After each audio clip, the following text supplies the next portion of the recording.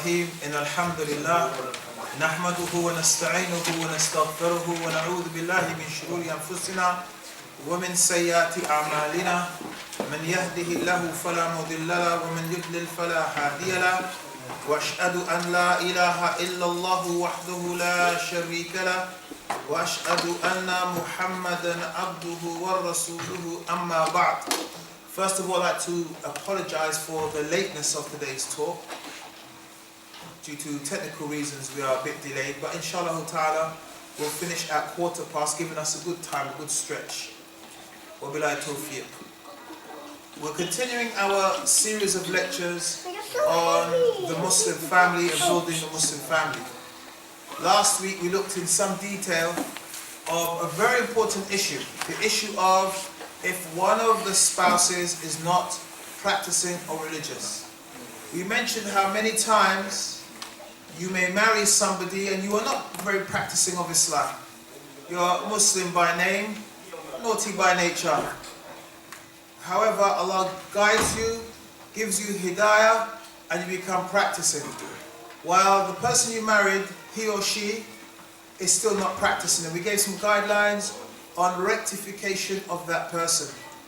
Today, wabillahi tawfiq, one of the things we're going to be looking at is creating an atmosphere of faith in the home. And we've talked about consistently, and last week we spoke about it in great detail, the importance of taking out spiritual impediments from the house. An impediment is something which impedes, which stops the development, the progression. And so a spiritual impediment is something that stops Islam progressing in your house. We mentioned in great detail the dangers of things such as contemporary entertainment that is based in disobedience of Allah. Our beloved Prophet ﷺ, he told us, the likeness of a house in which Allah is remembered and the house in which Allah is not remembered is that of the living and the dead respectively.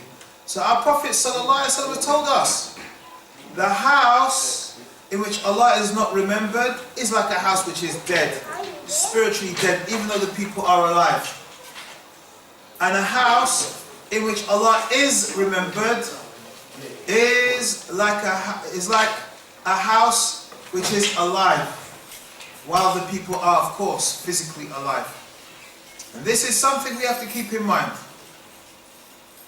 Also, we mentioned to make our homes a place of worship. A place of worship. And we recited the verse from Surah Yunus where Musa alayhi salatu wasalam was commanded by Allah subhanahu wa ta'ala with, take dwellings for your people in Egypt and make your dwellings as places for your worship and perform a salah and give glad tidings to the believers. So he was commanded because of difficulties to make their houses places of worship. And Abdullah ibn Abbas said, and they were commanded to take their dwellings of places of prayer, masajid. And we mentioned that our houses should be places like the masjid, where one is careful what he or she says and does. Of course you relax, you are in comfort. However, you don't let it all flow, or let it all go, or let it all rip, such that there is the only difference between your house and a discotheque is the size and maybe the brightness, the intensity of the lighting. That somebody who has lost sight of the main goal. And so, in taking our homes as places of worship, one of the most important things we said is the prayer. And for the Muslim man, he should pray in the masjid with the believers. As for the Muslim woman, she prays in the house. However, we said that the nawafil prayers, the extra prayers prayed before some of the salawat and after some of the salawat, the man should do them in the house. And so the house also should be a place where we pray. And one of these reasons, which will bring us on to our new topic, is that the children, when they see their parents pray, it's a form of training for them. Unfortunately, we find that some Muslims, Allah guide us and them, they leave their children until they're 13, 14, and then they start with Islamic injunctions. So the girl wears no hijab until she's 15. All of a sudden, hajj with the hijab. Or the boy doesn't pray until he's 15, he starts to pray. That is like having a horse or elephant. Some of us are from Africa, so we can relate to this. You have a horse or elephant for 4 years, and then one day, all of a sudden, you want to ride that elephant or ride that horse. Is that possible? It's not possible. You have a horse that's grown up. Remember, 4 years in horse years is a very mature horse. You have a horse or elephant that's grown, and all of a sudden you want to climb on that elephant or horse. The instinct of the horse is to throw you off. Yes? And that's what we have. So, one of the things, and this is going to be the topic for today, wabillahi tawfiq, is spiritual training for the members of the household. Spiritual training for the members of the household. Our mother Aisha, may Allah subhanahu wa ta'ala be pleased with her, she said, the Messenger of Allah sallallahu alayhi wa sallam used to pray qiyam at night, or when he prayed witr, he would say, get up and pray witr, O Aisha. And so we see from this hadith, the Prophet would enjoin his family to do these acts of worship. This is important for us, especially in this modern day, where many of us are far away from worship. Most of us, we spend our time in frivolity, doing things that benefit us not in the dunya and not in the akhirah. Our Prophet told us, sallallahu alaihi wasallam, may Allah have mercy on a man who gets up at night and prays, then he wakes up his wife to pray, and if she refuses, he throws water in her face. Throws water, I don't mean a bucket of water, no. But enough water, little bit of water, just to wake the person up.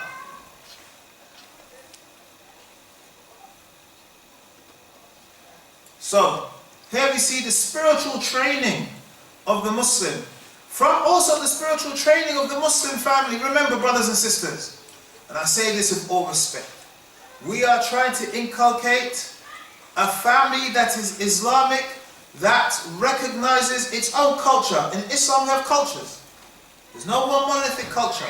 We have people from Tanzania, from Zanzibar, from Bangladesh, from Pakistan, from the Caribbean. Everybody has their own culture. However, our culture is a beautiful thing, and it helps us to grow and interface with our environment. However, what must also be kept in mind is that also we're trying to grow not families that are excellent in their culture and their culture alone, but families are excellent in their culture, but more importantly, excellent in the deen. We're trying to make Muslim families that can sustain themselves in the West. The Islam that we have is the Islam of the first 3 generations of Islam that thrives in the West, doesn't isolate us. We are not Amish, who isolate themselves away from people. No, we interact. How did Islam come to Zanzibar, for example, or Tanzania, or Pakistan, or India? People coming from outside into those countries and respective continents, living with the people, mixing with the people, being with the people, teaching the people. That's how Islam came. Or do we believe somehow that we're from Quraysh? That's how Islam came.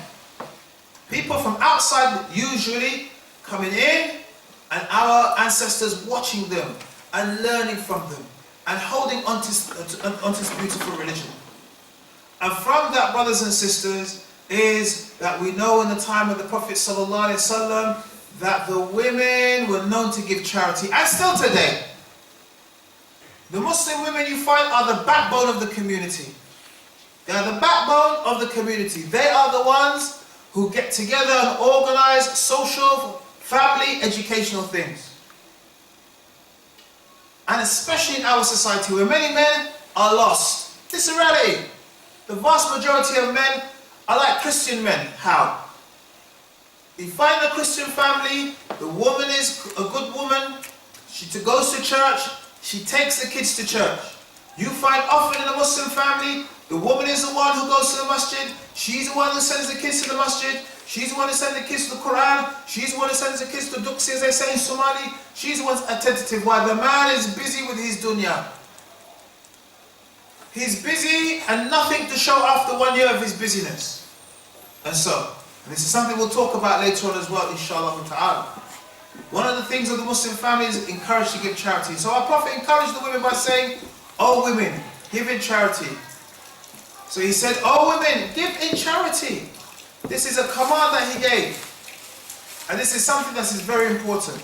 Another part of our training, brothers and sisters, is Ayyamul Bid, which is the 13th, the 14th, and the 15th of the Hijri calendar, to fast on these days. Of the Islamic calendar, we have two calendars. The Hijri, named after the Hijrah, the migration of our beloved Prophet ﷺ, and the Gregorian calendar, the calendar which is the Western calendar, yes? We are encouraged on the 13th and 14th amongst days, with such other days as Mondays and Thursdays, Muharram, Ashura and Arafah, in which we find from the Prophet ﷺ that these days our sins are forgiven, either the previous and future sins, or the future sins, or the previous sins. Important to encourage people to do this in the house. And I want to keep it real. Ramadan for some people is very difficult. You find Muslims when it comes to Ramadan, they're off and on with Ramadan, not because of medical reasons, because of sheer utter laziness. I'm talking about Ayyamul Bid, extra fasting. The fast of Ramadan, many Muslims find it difficult. When I first became Muslim, I met this guy at university. I said, "So and so, aren't you fasting?" He said, "Yeah, I'm fasting in my heart." How does your heart fast? How does a heart break his fast? It's a reality. You go to school, you go to college, what do you see? Those of you who go to school, are there Muslims in your school? Are there Muslims who don't fast? A few or many Muslims? Quite a lot, isn't it? Yeah? It's such that sometimes you're like the odd one, isn't it? Why is he the odd one? He's always like fasting and praying and that kind of stuff. Am I right? And these people have the audacity to say they're Muslim. These are the people, the same people who, when it comes to fasting, praying, they take it in their stride. When it comes to food, meticulously go through the ingredients to make sure there's no pork or E471. They've got things upside down. And I'm not belittling. I'm not saying it's okay to eat pork, no. Or who cares if you eat E471? No, I'm not saying that. But do this as well as do that. And it's important. Training for Ramadan starts where, brothers? Where does it start? Not just that. Where does it start? Who are the people to teach you about fasting in Ramadan? In your house, isn't it? Yes? If mom and dad are not fasting, how are the kids going to fast? How? Is that possible? If the mom doesn't want to fast in Ramadan, with no Shari'i reason not to fast, or the dad's not fasting, some dad's sitting there drinking alcohol and having smoking a cigarette, fire on one side, food on the other, how is that kid going to fast? And we have a scenario in our society where you have people become religious in families that are a-religious, and it's conflict. Are you extremists? Why? Because we're going to fast in Ramadan. So, no, is that extreme? Is that extremism? So the boy wants to grow a beard, all of a sudden he becomes an extremist. Is that an extremist? Or the girl wants to wear hijab. Is this what we label as extremism? Anything we don't like of Islam becomes extremist, and those things that we like of Islam becomes moderate. This is the narrative we have today. So those Muslims who follow the Western agenda are moderate. Those Muslims who fail to follow the Western agenda are extremists.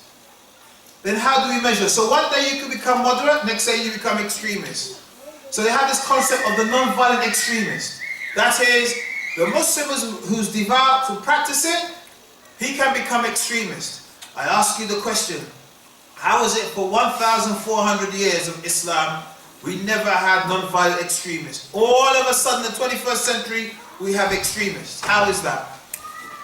And if it's just the case for Islam and not other religions, how do you explain extremism in other religions? Other religions have extremists as well. The Jews have extremists. What do you call those people on the television? You've seen them on YouTube. When our brothers and sisters from Africa escaping persecution, they go to the state of Israel and they call them infiltrators. There are massive demonstrations against these poor Africans. Infiltrators, as if there's some kind of undercover spy who come to undermine the society. I want to ask the question, is that extreme or not extreme? That's extreme, isn't it? Yeah? But we never hear that's called extremism. Even some of these poor African people who had if they had their choice, would never leave their country. They are hit, they are attacked, they're beaten, they're spat upon by God's chosen people. That's what they claim. But nobody ever labels that extremism. But when it comes to Muslims practicing Islam, all of us are being labeled extremists. So my point is that the home is the seat of Islamic practice. If the kids don't see people praying or fasting, how will they know to fast? How will they learn the injunctions of fasting? How will they know how to pray? If they've never seen their parents pray, how will that happen? It's not going to happen. Also, an important thing, brothers and sisters, is the adhkar, the supplications of the Prophet ﷺ. Sheikh Al-Qahtani, he called his famous dua book, his book of supplications, Husn or Hisn al-Muslim, which means the fortress of the Muslim. Allah tells us in the Quran that shaitan and his horde, they see you from a place where you can't see them. Wabillahi tawfiq, when we finish these series of lessons, with the permission of Allah subhanahu wa ta'ala, we're going to look at something very important. We're going to do a series of lessons about magic, the jinn and shayateen. Yeah? In detail. So if you're a scary cat, don't come. Yeah? If you're scared, don't come. Allah tells us in the Quran that they see us from where we can't see them.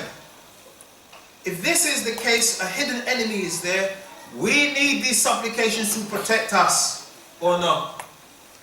Yes?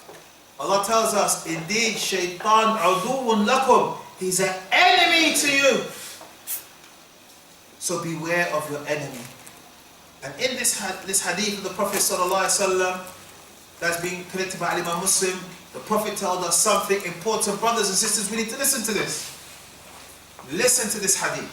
He said, when any one of you enters his home and mentions the name of Allah when he enters, and when he eats, the shaitan says, you have no place to stay and nothing to eat here. Look at that.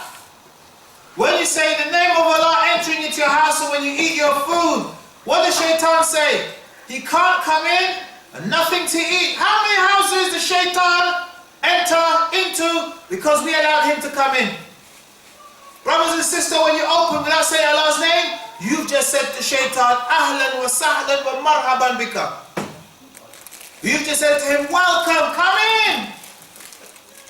Now we understand why people can't get on in our houses. Why is it there's friction in our houses?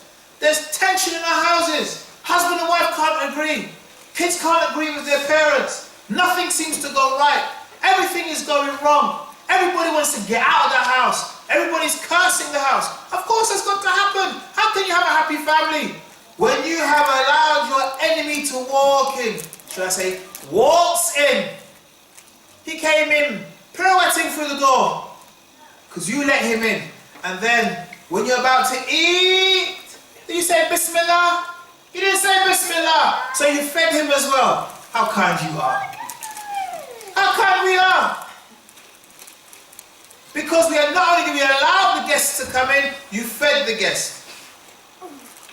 And so, when you mention the name of Allah, can't come in, find it hard to come in, no food. Alhamdulillah. And so, if he enters and does not mention the name of Allah, when he enters, the shaitan says, you have a place to stay. Look at that. You come in the mention name of Allah, what does shaitan say? He has a place to stay. Can you see him? No. Can he see you? Yes. He has the military advantage against you. And so, if he doesn't mention the name of Allah when he eats, the shaitan says, you have a place to stay and something to eat. Brothers and sisters, this is serious. Unfortunately, our approach to Islam is the same approach to a game of cards. Some of us, we take this religion as a joke. We're not serious at all. We think it's sufficient to say I'm Muslim and live a life as if you were something else. Islam is serious, brothers, especially our young people. Our young people have the mentality, yeah, I muck about now. When I'm 24, I'll get married and I'll fix up. Who told you you'll have time to fix up? Our babies are dying every single day in the streets of London and Bedford. That could be you. And I don't wish it on anybody.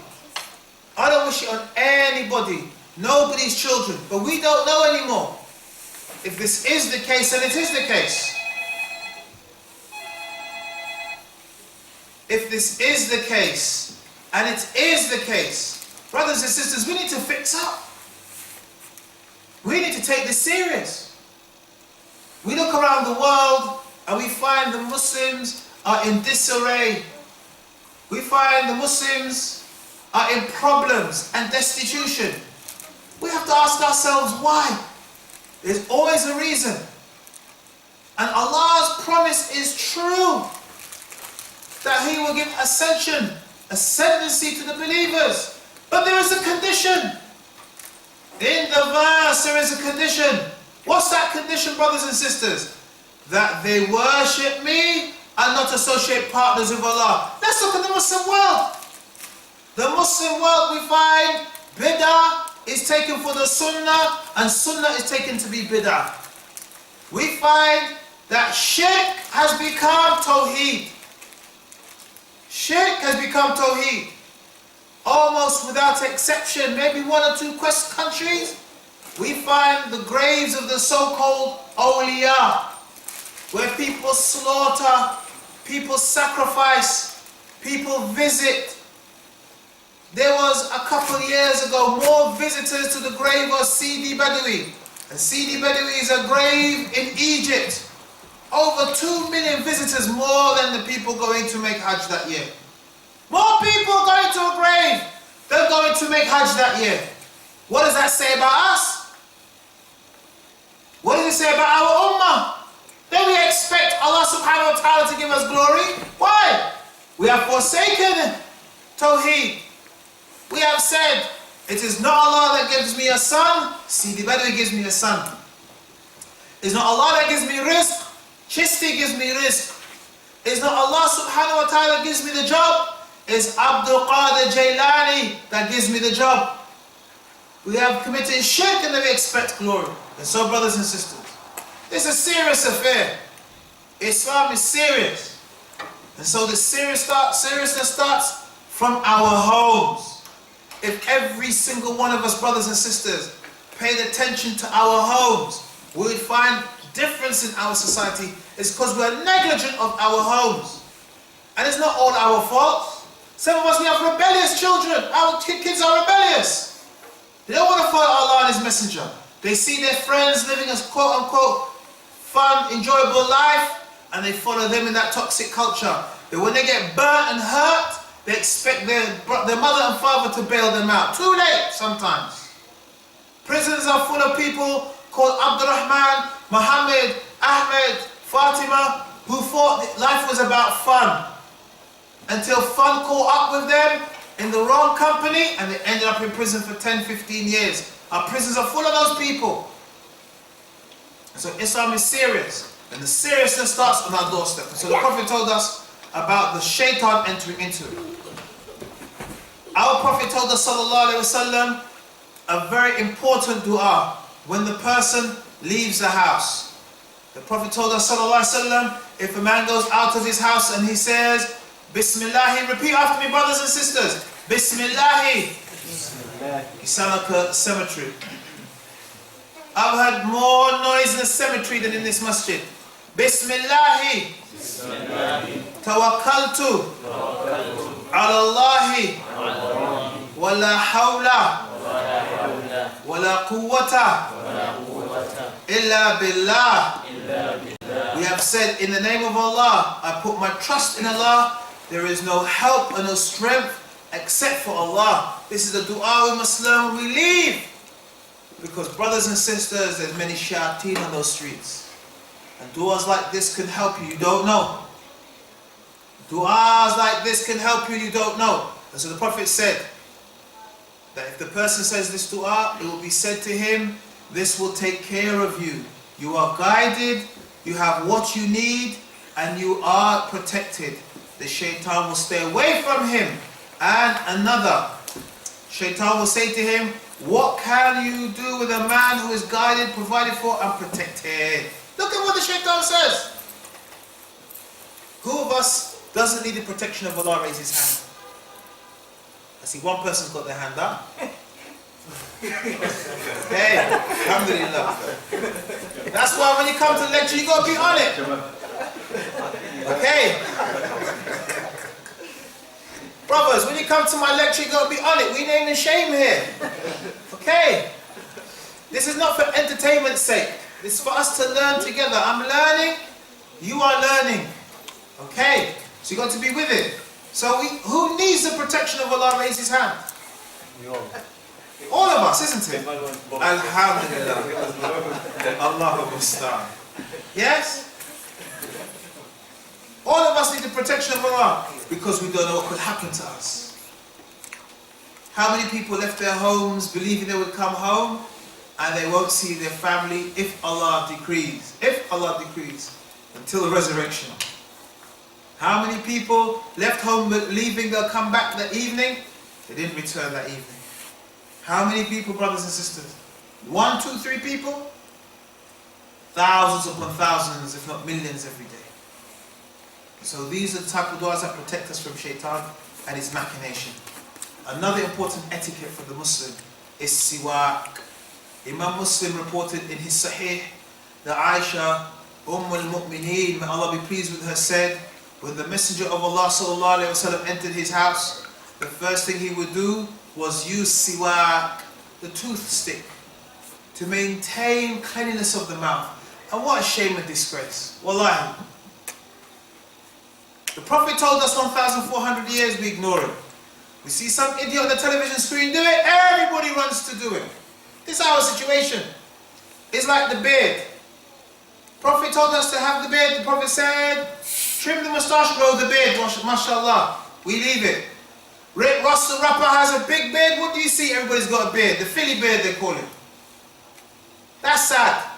All the rappers, it's so sad. I've seen non-Muslims, mashallah, with beards down here. And I fear for some Muslims. When the rappers stop having the beards, what's going to happen to them in their beard? But our Prophet told us, and he did it. Guided us to what's good for us, what's right for us. Well before somebody who specialized in complementary alternative medicine said, hey, the siwak is good for us. Same with the black seed. Have you guys heard of black seed therapy? No? There's a whole branch of alternative medicine called black seed therapy. Using the black seed. Who told us about the black seed? Our beloved Prophet sallallahu alaihi wasallam. Yesterday or 1,400 years ago? 1,400 years ago. A whole branch of complementary health around the black seed. Don't trust me. Rather than searching what was the scores today for football, go onto YouTube, type in black seed and black seed therapy and see what comes out. And so the Prophet ﷺ would use siwak to maintain his oral hygiene. Another important thing, brothers and sisters, from the spiritual training is Surah Al-Baqarah to ward off the shaitan. Some of our houses, shaitan comes in, has a meal and a dance. Comes in, has a meal, and he's dancing. Because the members of the house are dancing. Today's X Factor, am I right? Is it today? Yes, today. Today, X Factor. How many Muslim houses are watching X Factor? Yeah? How many Muslim houses? Varying for a particular individual. Go on, Nigel, go on, Nigel, go on, Nigel. Question. X Factor. When the shaitan enters in the house and sees X Factor, is he scared and runs away? He's loving it, isn't it? Come in. Look at that. Think about it, brothers and sisters. Think about it. He has what every homeless person in this country wants. Comfy house, warm meal, and a space on the sofa to watch his favourite program.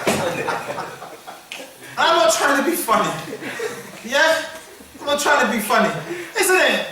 You ask Dave on the street, what do you want, Dave? He said, comfy house, cat and tea, and just sit on the sofa and watch the telly. Isn't it? You are entertaining shaitan for free. Balash in Arabic. Yeah? For free. And one of his favourite programs. Yeah? What more can he ask of you? Just make dua to Allah. He doesn't return the favour in kind. Yes?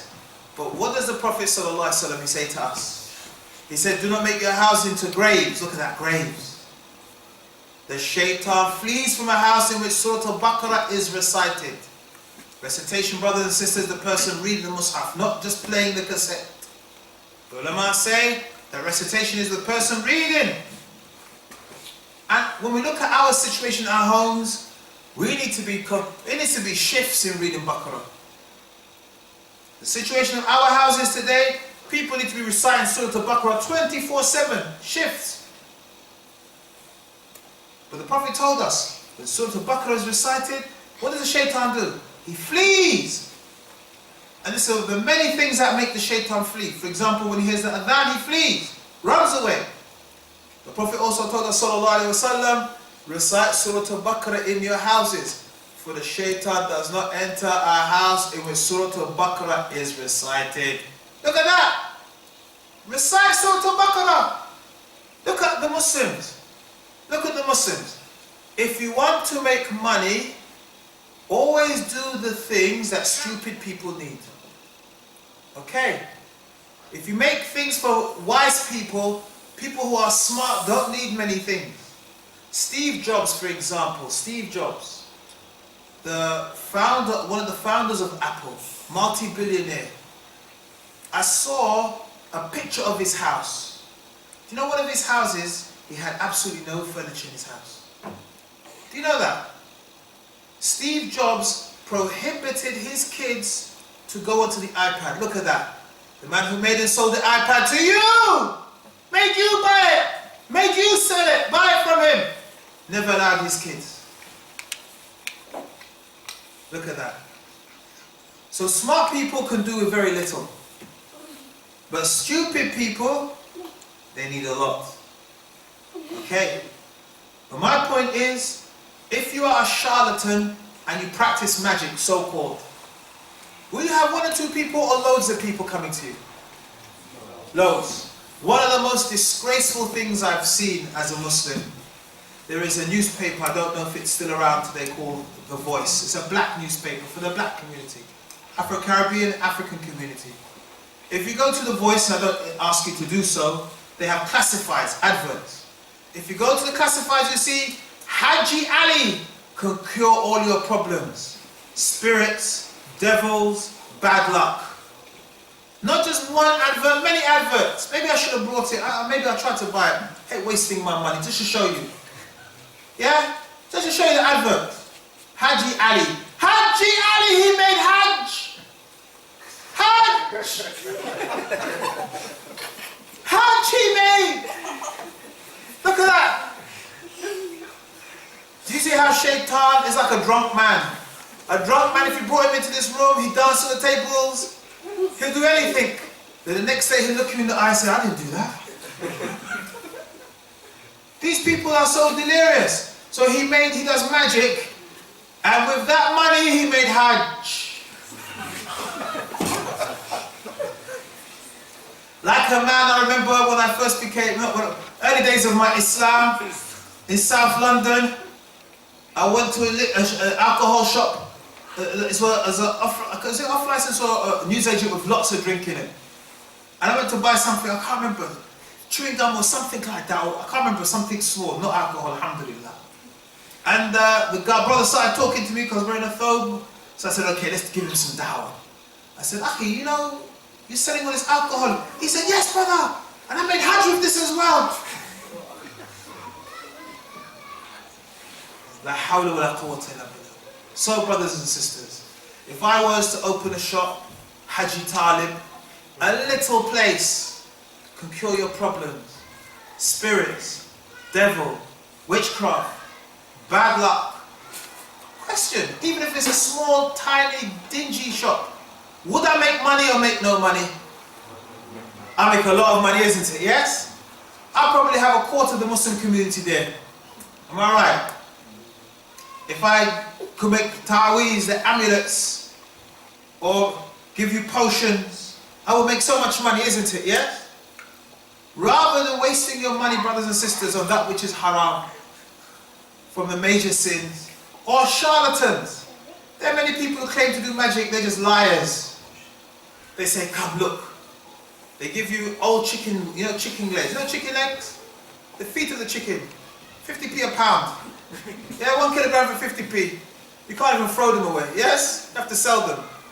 They take old chicken wings, that smell, they say, hey, they pull it out, put it in a bowl, they get cinnamon or nutmeg or something, they splash on turpentine, they say all kinds of words, they light the turpentine, which is kind of flammable, so it goes up in flames, and your eyes open wide, they say all kinds of incantations, and you're just there spellbound, and you say, man, this magic must work. I'm going to be a multi-millionaire next week if you go to ask for money. Then he says to you, okay, here you go. Take this. I'm giving it to you at cut price. £400. Do people say no? Do people question the price? Never. They never say, £400, you're crazy. They say, yeah, I'll take it, I'll take it. And I say, you see this? Cover it. Put it under your bed. Nobody should see it. Yes? Some of the what the charlatans tell the people to do, just to protect themselves, to protect money. But the Prophet told us what to do, sallallahu alaihi wasallam. Why get yourself in spiritual danger? Why put yourself in mortal danger? Why do something shaitan is happy? Simple, brothers and sisters. Surah Al-Baqarah. If you find you and your wife not getting on, Surah Al-Baqarah. If you find you and the kids not getting on, Surah Al-Baqarah. Chase the shaitan. This is from your ammunition. If you play games, in the game you have so many different types of weapons, am I right? If the AK-47 doesn't work, they give you the bazooka, am I right? If the bazooka doesn't work, they give you the anti-aircraft gun, am I right? They give you an arsenal of weapons. Here's your arsenal. Your spiritual arsenal against shaitan who you can't see. Rather than getting yourself into danger. Surah Al-Baqarah. So, the last two verses of this surah, Surah Al-Baqarah, have some virtues. And the effect of reciting them in one's house, the Prophet ﷺ, he told us. He said, Allah wrote a document 2,000 years before He created the heavens and the earth, which is kept near the throne. And He revealed 2 ayat of it, with which He concluded Surah Al-Baqarah. If they are recited in a house for 3 consecutive nights, the shaitan will not approach it. Look at that, brothers and sisters. Last 2 verses, Surah Al-Baqarah, read 3 consecutive nights, shaitan won't approach it. Now I'm not going to ask, how many of us have done this in our houses? And I'll be honest with you, brothers and sisters. Some of our houses are old. Maybe not in Bedford, because Bedford is an old but new city, am I right? But you don't know what happened in your house before you, do you? You know the history of your house? Do you? I used to work in a school in South East London. and there was two families. One family, the father had abused his 7 kids, his sons and daughters. I taught one of the sons. He abused his kids in that house, and there was a fire, and all of them died except for the father and his son, who I taught. All the other siblings, they died in the fire. That house, they then moved in a Somali family. Look at that. Now, I'm not being superstitious here, but we don't know what's happening to our houses. You may go into your house and you see things, am I right? You hear things. Nobody else sees them or hears them. When you're by yourself, strange things happen. Am I right? There's resonance with some people. I see some eyes like this. Yeah? Not scary at all. We are Muslims. But I'm keeping it real to say to us brothers and sisters, you don't know the history of your house, what happened? I live in an old house. I don't know what happened in that house. That house, for all you know, could have had a murderer like Christie. Christie was a mass murderer who killed women. So he killed women and he pasted some of them behind the walls. The wall has a partition. Yeah? It's not a real wall, it's a fake wall. Broke through it, put the bodies through it, papered them up. Poor black man, this back in the 60s, poor black man moved in, went to decorate the place again, looked very grotty, went to decorate it. As he's painting, his hand goes through. Real story now. So he's like, what's this? So he starts clearing away the wallpaper. When he looks, he sees the dead body of a woman. Police come, they find 4 or 5 bodies there. They used to have an outhouse back in the old days where you do your washing was outside. Found a body in a baby's body in a bag there. You don't know what happened in your house? But what's my point? Not to be scary, no.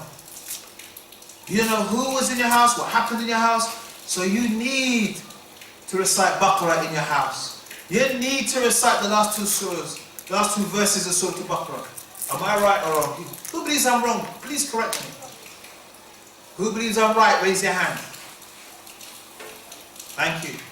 And in our next series of lectures, when we talk about magic, etc., I'm going to read to you from Dr. Bilal Phillips' PhD thesis. He wrote a thesis about exorcism, about taking the jinn out of people. If you haven't read that book, that's a masterpiece. You've got to read it. The beauty of it is at the end. He did interviews with exorcists, people who took jinn out of people. I'm going to read a story to you. You're not going to sleep for a couple of days, yeah? And read something to you. You're not going to sleep for a couple of days, okay? What an exorcist in Egypt told him. But this is my point. My point, brothers and sisters, is that we are surrounded by evil which we can't see, we don't know, and we protect ourselves. One of the ways, brothers and sisters, to establish an Islamic household is Islamic knowledge in the house.